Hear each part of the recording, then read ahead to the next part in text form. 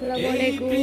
এই যে দেখেন আমাদের মঙ্গলহাটে এত পরিমাণ তামাক হচ্ছে, আর এগুলো নেড়ে দেওয়া হচ্ছে। বৃষ্টি 2 দিনেতে একবারে সেই রকমের পরিস্থিতি হয়ে গেছে, সব ফুলগুলো পড়ে গেছে।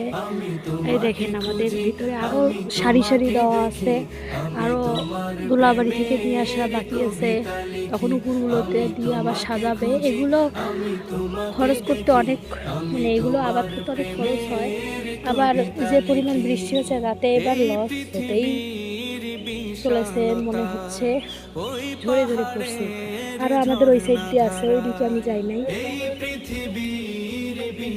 হ্যাঁ, আমার হাজবেন্ড বলতেছে তো বিয়ের দিন। আর আমরা সবাই এখানে হচ্ছে মরিচ তোলার কাজে ব্যস্ত। এই যে লাল লাল মরিচ পেকে গেছে, মানে এত পরিমাণ ব্যস্ত সবাই, এই কারণে কেউ মরিচ তুলতে